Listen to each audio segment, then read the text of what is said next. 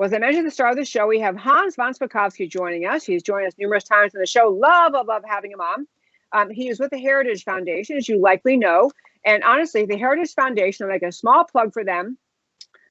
Heritage Foundation is a great source of actually informed, researched, reasoned policies on a whole host of issues.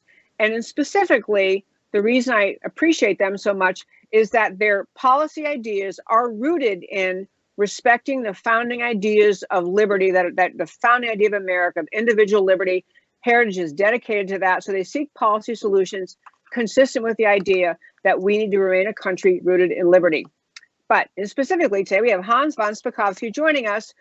We are going to talk with him about mail-in ballots, and because mail-in ballots are all the trendy topic right now. We have, people saying it's the be-all and end-all. Nancy Pelosi wants to make it what everybody has to do. And then we're also going to talk about a program, Affirmatively Furthering Fair Housing, AFFH, or as I called it in my intro, it's actually forcing fair housing. We're going to talk about that with him first. That's become a bit of a campaign issue. Talk about both these things, but quickly to tell you about Hans von Spakovsky. He is manager of the think tanks of Heritage Foundation's Election Law Reform Initiative. He is the co-author with John Fund of the book, Who's Counting? It's a great book, by the way. Who's Counting? How Fraudsters and Bureaucrats Put Your Vote at Risk. That's for sure. Great book. I want to urge you to read that. Also, he has been working with the Justice Department as counsel to the Assistant Attorney General for Civil Rights, a really brilliant career, immersed in understanding and policy and practice of law. So without further ado, I want to welcome Hans von Spakovsky. Hi there. Hi, Hans. Hi, Debbie. It's nice to see you. Nice to see you. Yeah, it's nice to see you. That's right. Yeah, not just on the phone. That's right. Yeah. Good. Well, I want to hit on Affirmatively Furthering Fair Housing first. Right. And I know this was an Obama-era initiative. 2015, I think he issued this. And, the premise, as many leftist ideas, is true of many ideas. They sound nice. Well, who could be against fair housing? So we had an initiative to try to affirmatively further, to push fair housing. Right. Before we get to what Ben Carson has done, tell us how it was supposed to work under President Obama and what his initiative was. Right.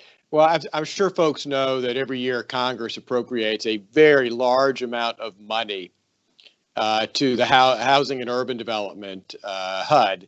And that money is given in grants to jurisdictions all over the country to basically provide low-income housing. It's often known as Section 8 housing. So what happens is towns and cities apply to HUD, and HUD gives them the money to develop, like I said, low-cost housing for people who are poor and can't afford it.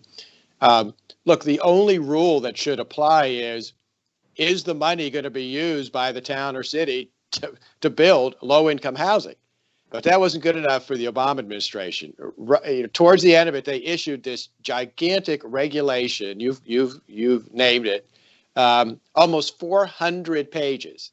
And it was basically intended to take over local zoning decisions, because I think everybody understands progressives hate the suburbs. They think everybody, no, it's true. They hate the suburbs. I know. They think everybody should live in high density housing. Nobody should have cars. Everybody should have to take mass transit. So what this regulation did was, instead of just simply looking at the issue of whether the town was going to use this money to increase the amount of apartments, for example, that people who were poor could afford. No, they were going to look at everything you have, from the quality of your schools to whether you have public transportation. And if you didn't meet their definition, then you are racially discriminating. So, for example, if you don't have a subway stop in your suburb, you would be considered probably to be engaging in racial discrimination. The whole intent of this was to basically override local zoning decisions made by local towns and cities.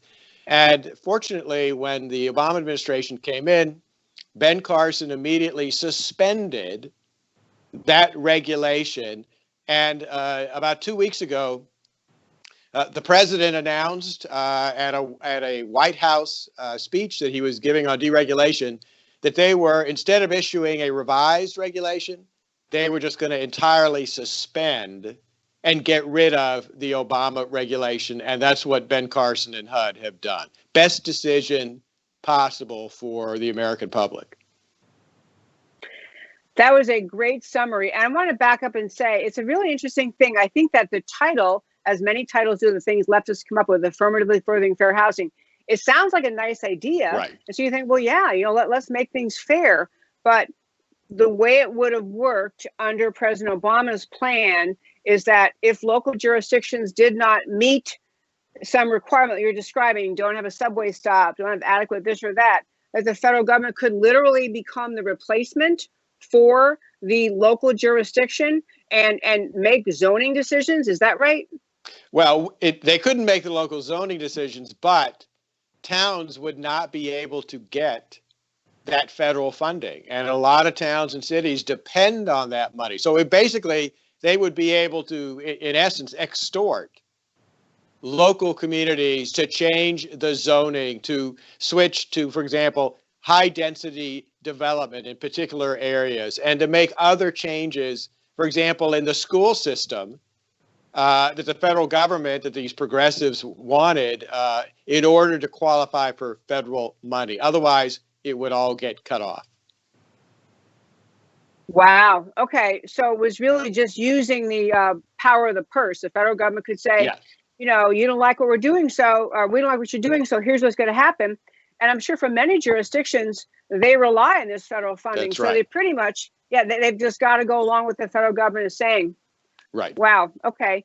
So I think it's interesting because I can tell you where we live in Dallas, Texas, there have been times where there was talk about a particular area, and these not the area we live in, but really nice, high-end, expensive home areas, where there was talk about putting in a high-density, low-income housing. And it's kind of funny because people I generally would describe as pretty liberal, as kind of more might have been amenable to these ideas in the abstract, when it meant, you mean like right across from our house or right near this, all of a sudden the whole idea of this was, it was made a reality to them. And there was a lot of pushback. Why can't we, it was always, can't we go somewhere else with it? Why does it have to be right here? I think it's one of those ideas, like many, maybe great on the drawing board, but in real life, it was very, very upsetting to people what Right. they pictured having happen. Yeah. Okay. So I'm going to just move on then and say, so this came when President Trump came in. I know Ben Carson, he went through some iterations, going to suspend it, going to re-examine it. I think you wrote a really good piece. I think it's available on our website at the time, just saying, don't just parse and nitpick, don't Right. just do a little bit of adjustment. Well, let's just get it out of here. But it's been kind of interesting because I saw that among the things, I know that Heritage Foundation is non-political and nonpartisan, but there is some push by some people to say, this is a signal or a sign that there is not sufficient concern with respect to the poor and housing needs, and to just for this administration, just abandon the regulation entirely.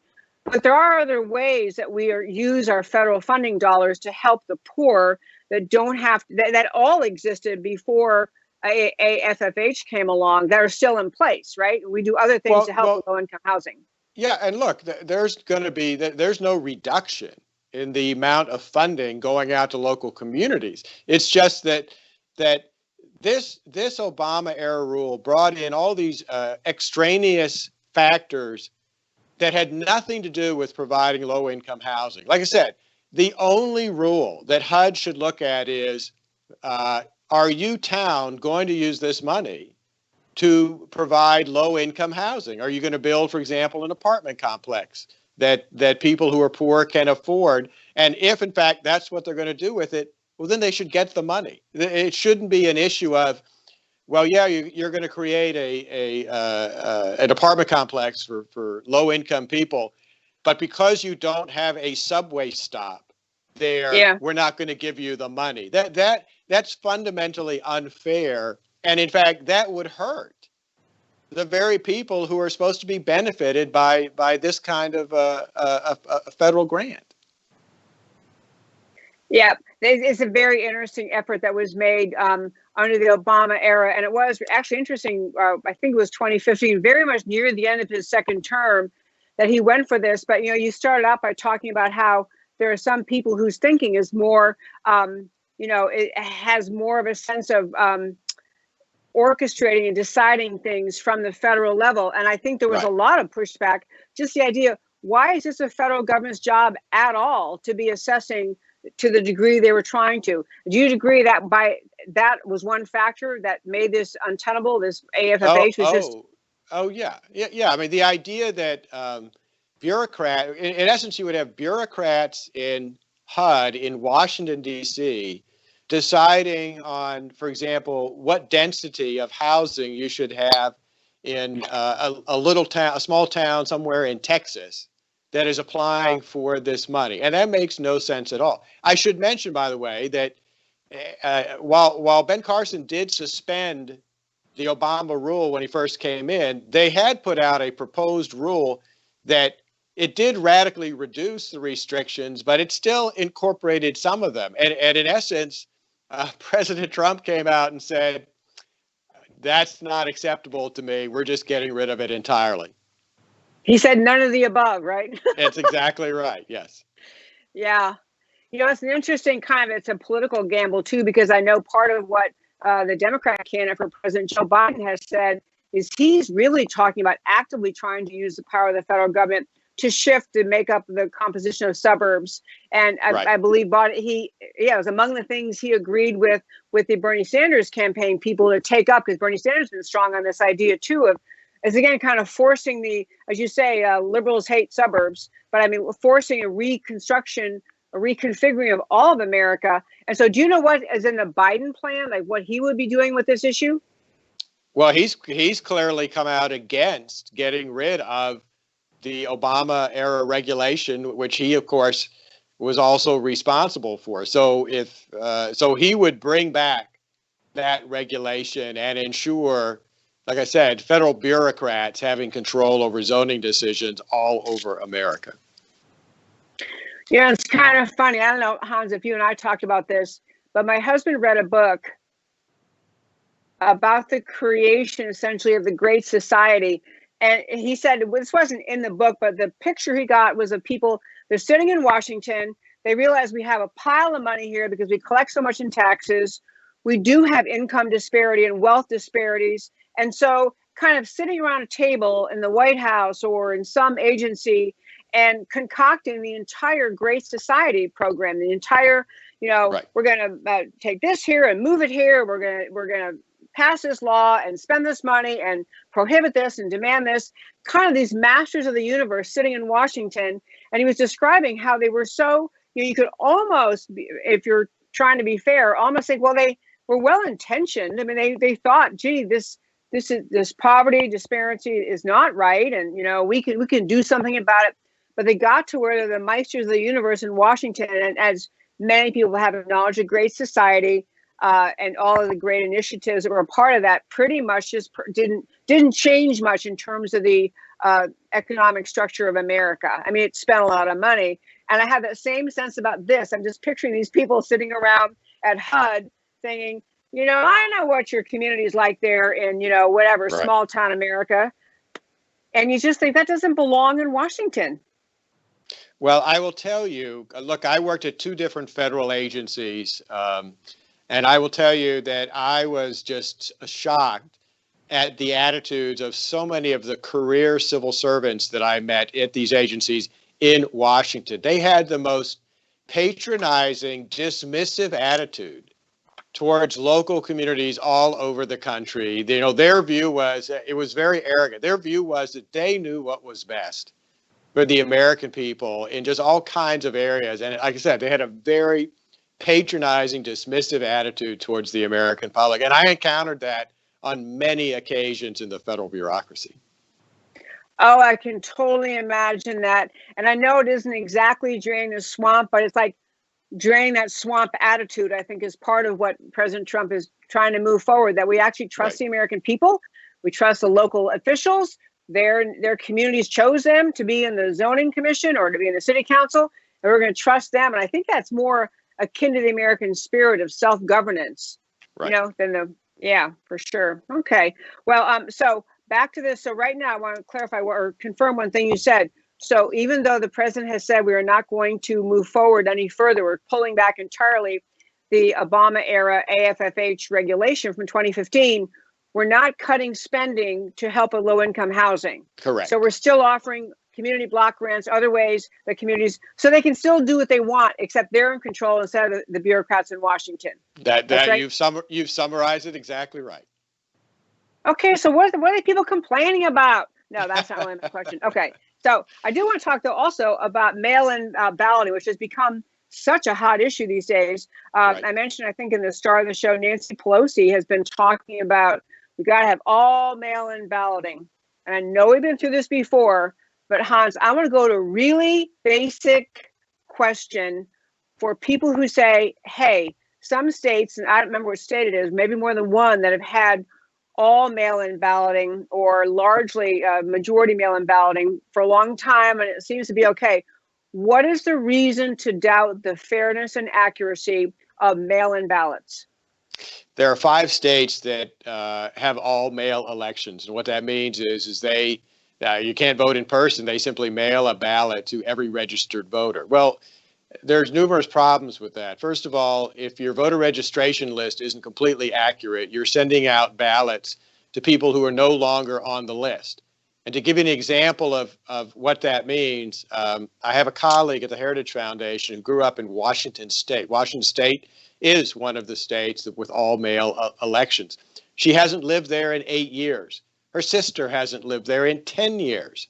Yet every election, her parents say ballots arrive in the mail from state election officials for the 2 of them because the state thinks they're still living there and eligible voters. They could easily vote those ballots, and the state would never know that 2 people who don't live in the state have voted in the election. And that demonstrates the problem with all mail elections and the fact that if you don't keep up your voter list, you're going to have problems. The second big issue, though, is anybody who thinks the Postal Service can handle that effectively, I suggest you quickly Google and look at all the stories that have come out about the Wisconsin primary, the District of Columbia primary, the Maryland primary, and the New York recent primaries. In every single state, they have had numerous problems of absentee ballots that were sent out to voters not being delivered by the Postal Service to voters, or when voters actually have gotten them and sent them back, not being delivered in time. And the rejection rate for mail-in ballots is much higher than that for ballots that are cast in a polling place because it's more complicated to vote by mail. There's all this information you have to provide when you send back your ballot. And if you're missing any of that, your ballot's not going to get counted. So the more we vote by mail, the higher the disenfranchisement rate of voters. Okay, I'm taking notes. I actually had one story, and you alluded to many of them, and this one I included. So the New York primary was actually on June 23rd. Right. June 23rd. And just this week, a judge had to, or a federal judge or election officials, to count thousands of ballots, mail-in ballots, that didn't get counted because the post office didn't postmark them, didn't date stamp them. That's right. And so the voter, no fault of the voter. But no, yeah, and that's a continuing problem. And Wisconsin had exactly the same problem. They had their primary on April 7th. The Inspector General for the Postal Service recently issued a report, and one of the things that he found was that hundreds of ballots were not counted because the Postal Service did not postmark them, so election officials had no idea if they had been mailed prior to the end of Election Day. Also, as you mentioned, June 23rd for the New York primary, they only, in the last day or two, finished counting the ballots. It's taken them 6 weeks, and 2 of the races, congressional races, it's still disputed who won. 1 in 5 ballots was rejected by election officials. That's 20% of the votes. That's an enormous number. It sure is. Okay, you mentioned that the states often don't keep up accurate, up-to-date lists, which Right. is probably an enormous task. I mean, it's a personnel problem, an expenditure problem to even do that. Second, counting on the post office. I'll just leave it at that. But there's also potential, and Nevada just passed a new bill, which I'm sure, I don't know, maybe you, actually, I'm sure you know on what basis it can be challenged. But Nevada just passed, kind of in the dark of night, and all a mail-in ballot thing, which sounds like it's just a playground for fraud. So can you tell about that Nevada bill? Yeah, Nevada has said they're going to switch to an all-mail election. They're going to mail everyone a ballot. That is going to cause chaos and confusion. One, because they don't have an accurate voter list. So thousands of ballots are going to pile up in neighborhoods, in apartment buildings for people who don't even live there anymore. But look, here's the other problem. The states that have all-mail elections, like Washington, Oregon, it literally, Debbie, took them years to put in place the resources and structure to be able to handle that many all-mail ballots. No state like Nevada that doesn't have that now, there's no way they can get that done in the next 3 months. Okay, we haven't really gone into the whole episode, and I know you don't talk about in the past, but I use the expression playground for fraud, but your colleagues at the Heritage Foundation who haven't lived in whatever state it was, Washington, for so long, and they still get ballots in the mail. Well, people can be aware of those things. People who intend to commit vote fraud, they can realize, hey, neighbor Susie over here, she moved away and the house is empty, but I'm going to grab that ballot. So people can be fully aware that mail-in ballots are coming in to people who aren't going to even know they're there, vote them. And it's really almost impossible, I assume, for the state to figure out if the ballot was filled out by the person who was whose ballot it was. Well, the only check they have on that is a signature comparison. But when you're receiving literally millions of ballots in the mail, how much time do you think the election clerks spend comparing the signature on the absentee ballot with the signature on file? The average amount of time they have is 3 seconds. 3 seconds. 3 seconds. 3 seconds to make a decision. So yeah, maybe in many cases, hopefully they'll catch that the signature doesn't match. But there's probably plenty of instances where it's just a scrawl, and they're just not going to know that somebody else has signed it. Plus, Debbie, keep this in mind. Remember 2018, the one contested congressional race in the country was North Carolina 9. The election there was overturned because of absentee ballot fraud and illegal vote harvesting. A political consultant and his staff were going to people's homes and collecting their absentee ballots, and in some cases filling out the ballots, and in other cases forging the voter's signature.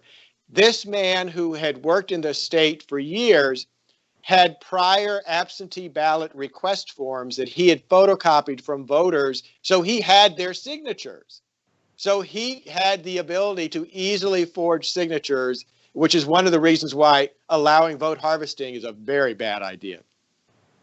Oh my gosh, yeah, the vote harvesting thing all by itself is just it's just playground for fraud. The last thing I was going to mention, and again, it relates to the post office, but not just failing to put a date stamp on, but just say Nancy Pelosi could magically wave a wand and everyone has to follow what she wants, which is all mail-in ballots. You could end up literally with however many people vote in every election cycle. You're going to have that number of people adding the burden to our post office system, which frankly is nothing to write home about in terms of efficiency on a good day and a good year. But all of a sudden between now, whenever early voting starts, I guess some states start as early as September, start next month. And you have through November, millions and millions of new pieces of mail. And that just seems staggering. It seems impossible to have an efficient election that way. No. In fact, Debbie, remember in the 2016 election, about 130 million votes were cast for the two presidential candidates. If we switch to all mail elections in every state, that would mean the Postal Service would have to handle in September and October an extra 260 million pieces of mail, both the envelope from election officials going to voters and the envelope with the completed ballot from voters going back to election officials. Is there anybody out there who really thinks the Postal Service can efficiently and effectively handle 260 million pieces of extra mail? Clearly not. Right? No. Or if someone does think that, I have some oceanfront property for you in Kansas. Yeah, right. It is amazing. Okay, one other thing I was going to say about this, I want to get to why we should even be talking about all mail-in ballots. But one other point is, for an individual citizen, if you care about voting, and many, many people do, you shouldn't want to run the risk of casting your vote That's right. by mail. You should want to be the one saying, no, I want in person because I want to be sure I'm showing up and I'm voting. I mean, should be the voters saying no. Yeah, and you're putting your ballot in the ballot box so you know it was delivered. And look, for folks who are worried about this, let me mention two things. The CDC, Centers for Disease Control, just put out guidelines for election officials on how to safely conduct in-person elections. And it's putting in all the same kind of health safety protocols we're all seeing at the grocery store. Line spacing for the voters, wearing a mask, use of disposable pens to mark ballots, etc. CDC also just issued a report saying that when Wisconsin held its primary on April 7th, and several 100,000 people went to vote in person, there was no spike in COVID-19 infections. Oh, you know what? I missed that. I'm glad to hear that, because that was one of the big objections to why can't Wisconsin everyone's going to get sick. Well, that's great to know. Well, I'll tell you, on this COVID-19 stuff, I think if you truly had a complete shutdown in America and nobody left the room and nobody left home, then you could see people, if we thought that was necessary based on all the factors relating to this disease, then you might have more of an argument that in the fall we have to really think all this through. But we've had riots, protests, we've had thousands in the streets. We've had states opening up at varying levels. I mean, some states far more open than other states. We have not been frozen. And the idea that we can riot together, we can go to the grocery store together, we can vote together. There's not a compelling reason to engage in this full-on mail-in balloting. Or at least that's my read. I think I totally agree with you. And I'll leave you with this thought. Look, right when I was talking to a reporter last week about the unreliability of the Postal Service, my neighbor knocked on the door to give to me a piece of mail that he had received from down the street. And then the second thing is, look, if you won the Powerball lottery, would you put your ticket in the mail to the lottery board, or would you want to take it down there yourself? I don't think there's anybody out there who would trust the mail service to do that. Amen to that. Hans von Spakovsky, it is always great to talk with you. Thank you for being available today. Thank you for joining me on American Sure thing. Talk. Anytime. Great talking to you, sir, and have a great vacation. Thank you. You too. So I'll tell you, folks, this is a very interesting time, because I think that some people think they're kind of standing up for fairness, for fair elections, for protecting people by supporting this mail-in ballot stuff, and we've got to stand strong against it. I know in the great state of Texas, we've had our own attorney general be really strong about saying we don't need to do this, but there is an effort, especially among some leftists, saying, this is what we're going to do, and we've got to be able, we ourselves should be comfortable saying, no, we don't need it, we don't want it, and we don't want to risk our own votes. We Americans who want our votes to count, we don't want to risk our own votes. So thank you so much to Hans. I'm so glad he could join us.